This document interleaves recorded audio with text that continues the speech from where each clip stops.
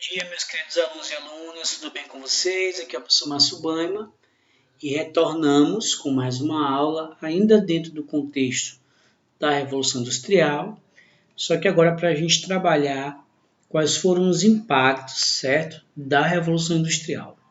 Tanto impactos econômicos, em termos de estrutura, produção, como também os impactos sociais, ok? Vamos acompanhar. Deixa eu colocar aqui aquele bom e velho marcador de texto.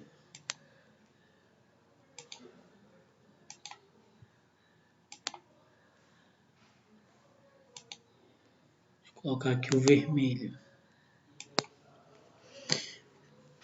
As mudanças provocadas pela Revolução Industrial foram muitas e aconteceram em um ritmo muito acelerado. Só para comentar aqui, quando a gente vê hoje, por exemplo, o nível de aceleração da produção e o grau, de consumo, de tecnologia, que aumenta e aumenta de forma muito rápida, porque hoje a gente já tem um nível de desenvolvimento bem mais avançado.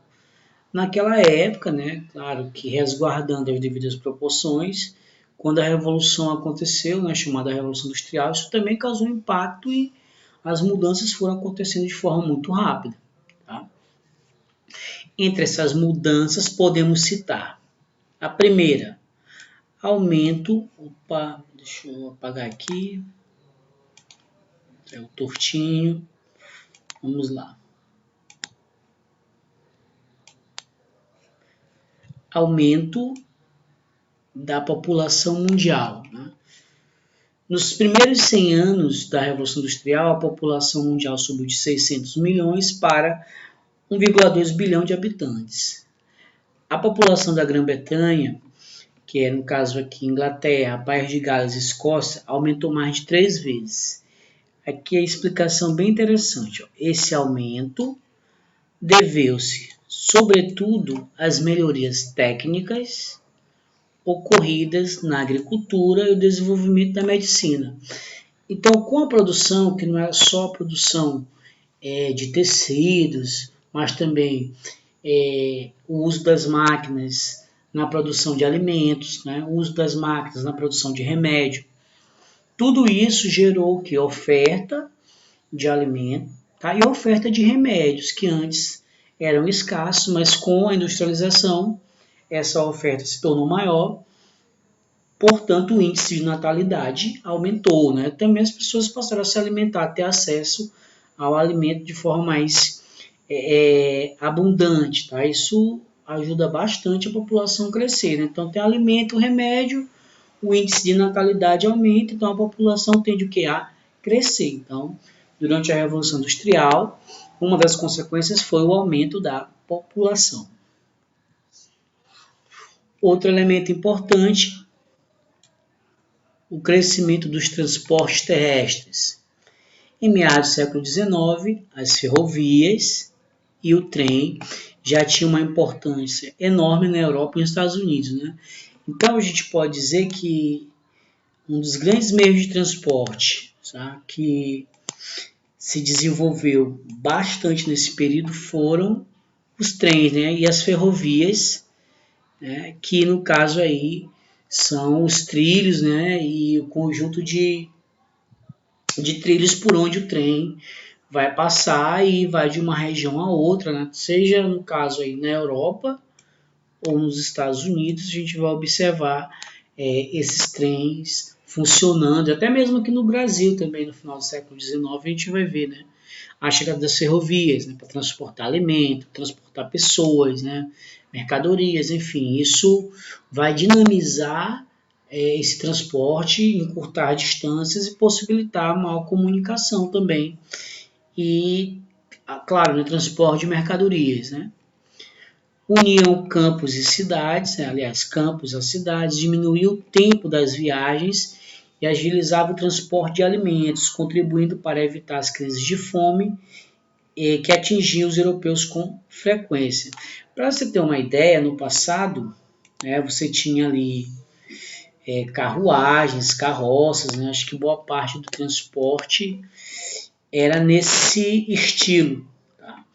mas com a Revolução Industrial e o crescimento das estradas de ferro, dos trens, né, você vai ter aí um aumento significativo, né, de um transporte mais eficiente, mais rápido, né, e que estava ali o tempo todo, né, cumprindo esse papel de ligar as regiões distantes, né. As carroças, elas vão, né, carruagens, vão perdendo a sua utilidade para esse tipo de situação, certo? Com o tempo vão ser substituídas, né? Mas com certeza as estradas de ferro elas cumpriram um papel muito significativo nesse processo aí de transporte, tá? Crescia assim a passos largos a circulação de pessoas e de mercadorias. Eu dei um destaque para mercadorias, mas é bom também falar disso, né? Muitas pessoas também vão começar a viajar aí de uma região para outra, tá? O terceiro, desenvolvimento do transporte por rios e mares. Não é que não existiam, né? Mas agora, por exemplo, nós vamos ter navios a vapor, né? Que não dependem apenas do vento para circular, né? Não depende só das velas para circular ou de remos, né?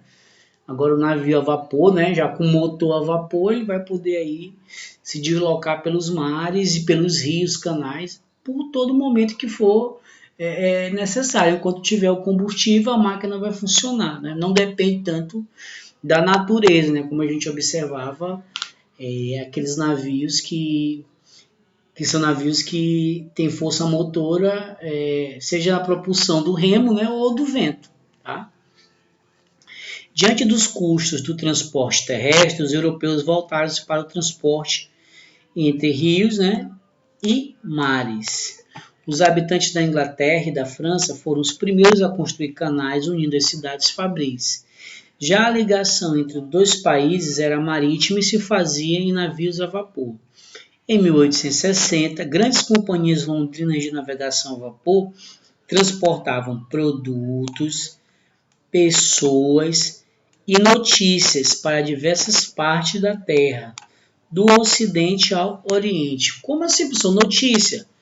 Né? Porque naquele momento a gente vai começar a ter também, claro, né, esse transporte de notícia, porque muitas dessas embarcações elas também levavam encomendas, cartas, né, como se fosse ali uma parte do serviço dos Correios. Né? Depois vai se inventar o telégrafo, depois se inventar o telefone, mas boa parte das notícias naquela época, logo no começo da Revolução Industrial, você vai fazer o transporte de cartas, né, e de comunicados por meio dessas embarcações, né, também por meio do trem, enfim.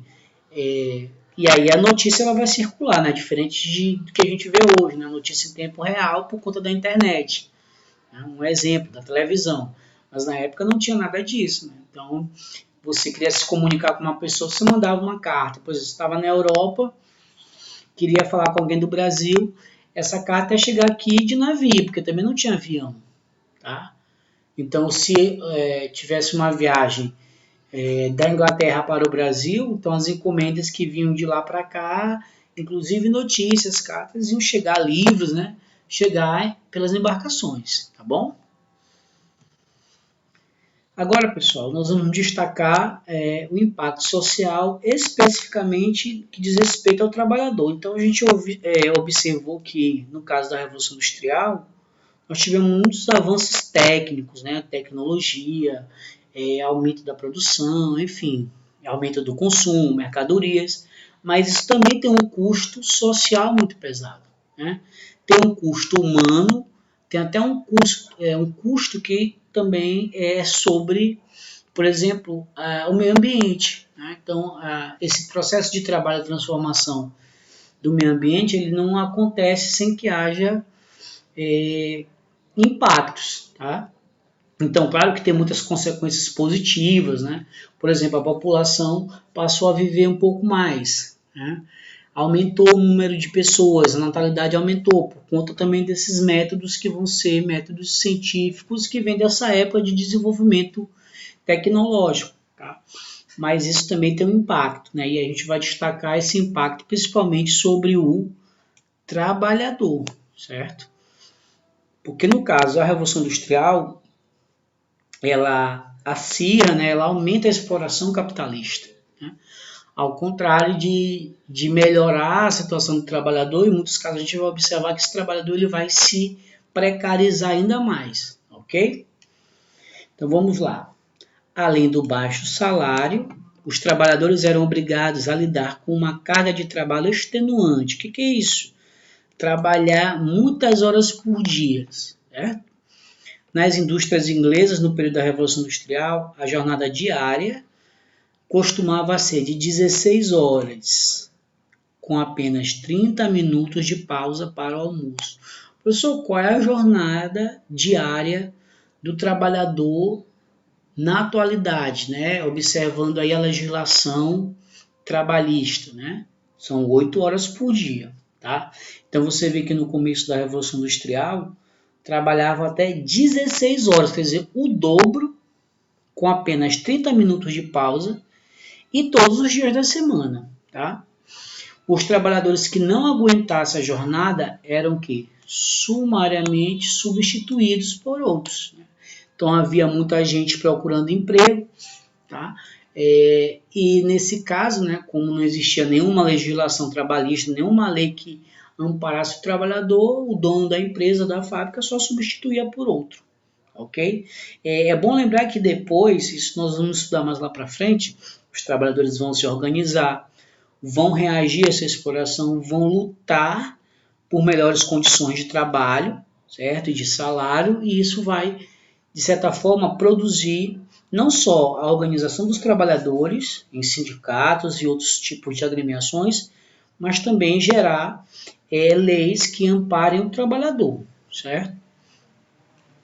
Não havia nenhum tipo de segurança para os trabalhadores, constantemente acidentes aconteciam, né? Então, naquele começo, as fábricas elas não eram ventiladas, muitas vezes o trabalhador trabalhava numa posição ruim que causava um dano ocupacional, às vezes respirava produto químico. Então, como foi naquele começo, não havia essa noção de segurança no trabalho, certo? Então, isso fazia com que os acidentes fossem mais comuns, né?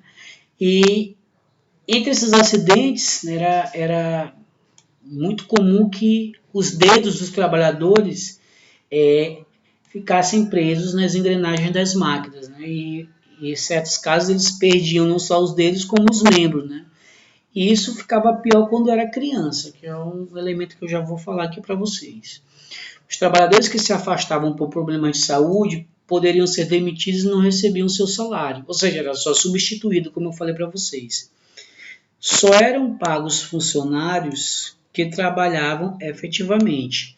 Então, nesse caso, né, além de ganhar pouco, estar sujeito a uma rotina muito intensa de trabalho, esses trabalhadores não tinham nenhum direito, tá? Então, as famílias proletárias, né, os trabalhadores, eles tinham que se sujeitar a esse tipo de realidade por conta da situação da época, né? Que apesar de haver muito progresso material, muito progresso produtivo, isso não quer dizer que vai ter um progresso em nível social também, tá? Então você vai ver muitas camadas da sociedade vivendo em uma condição precarizada. E para aumentar a sua renda, o trabalhador, né, o trabalhador do sexo masculino, o chefe de família, ele levava a sua esposa e levava seus filhos também.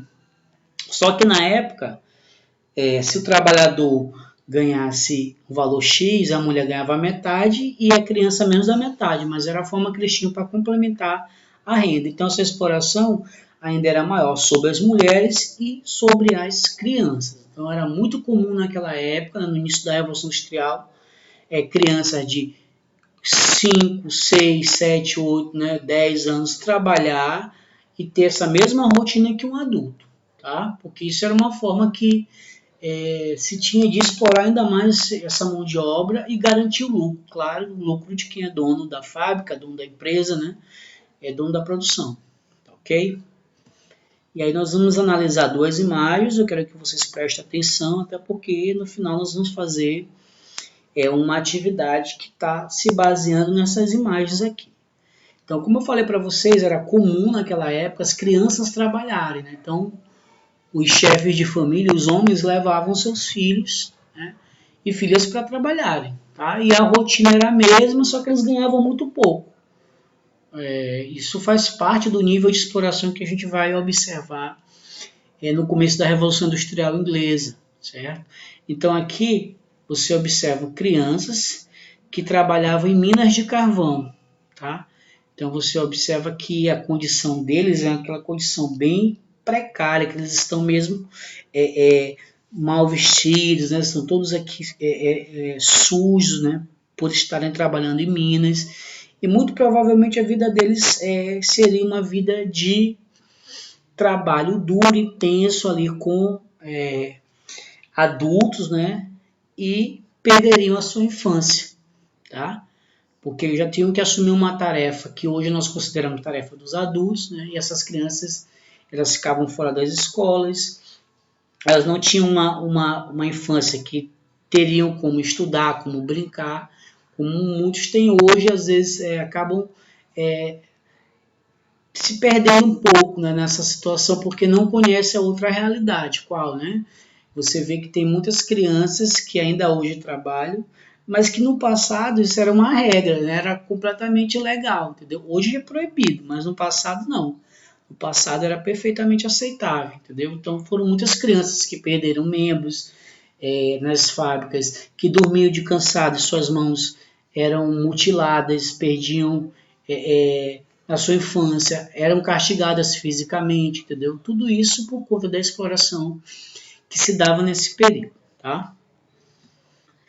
E aqui, pessoal, nós estamos falando do Brasil atual. Você observa também que nós temos crianças que ainda na situação que a gente conhece, né, atual, trabalham também de forma muito intensa. Nessa realidade aqui, ó, a gente pode observar que é uma criança que está aqui quebrando aqui, né, manuseando aqui uma madeira, né, vamos dizer assim, um batedor para quebrar o coco, né? Isso aqui é o coco babaçu, isso aqui é muito da realidade do nosso estado, né?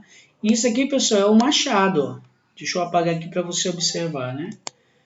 De novo. Claro que a criança aprende a trabalhar, mas isso aqui é um risco muito grande, né? É um risco por diversas formas que a gente pode observar, né? O risco de ela machucar o dedo, machucar a mão, tá? E ainda mais também de perder a sua infância, não estudar, enfim. Olha aqui, ó, esse aqui é um machado, um machado aqui, ó. Aí ele bate com essa madeira no coco para tirar a amêndoa, né? E aí passa o dia todinho quebrando o coco e às vezes recebe muito pouco por esse trabalho realizado, né? Que na verdade não é nem a criança que recebe, vai para a família, que é uma forma de as famílias também alcançarem a sua renda. Mas eu quero dizer para vocês que no Brasil atual é proibido o trabalho infantil, né? Existe o Estatuto da Criança e do Adolescente que proíbe esse tipo de atividade. A gente sabe que do ponto de vista legal é crime, tá? Só que naquele período que a gente estudou agora há pouco, não era crime, certo? Então era perfeitamente normal. E hoje já é crime, né? Mas isso não quer dizer que não aconteça. Tanto é que a gente vai observar, não só aqui no interior, mas, por exemplo, você vai e observa crianças no sinal, na rua, crianças nos ônibus vendendo coisas, ou seja, trabalhando como adulto, tá?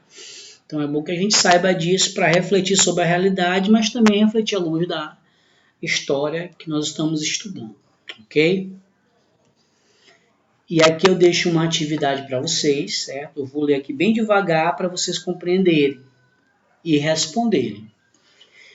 Com base nas imagens apresentadas durante a videoaula, faço uma comparação entre a realidade das crianças trabalhadoras no início da Revolução Industrial, né?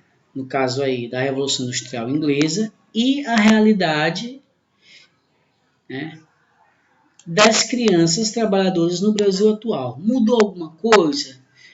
Tem diferença? Como é que a gente pode fazer essa comparação? Né? Dá para comparar? Não dá? Estabelecer se vocês são a favor, são contra, né? Vão dizendo aí, vão desenvolvendo o raciocínio de vocês. Agora eu quero que vocês comentem lá no canal. O pessoal do 8º ano foi o que menos comentou. Estou aguardando vocês responderem a primeira atividade da aula passada. E agora eu já estou deixando essa. Vamos lá escrever, pessoal. Por quê? Porque lá no canal é a forma que eu tenho de debater com vocês, de fazer a correção, certo?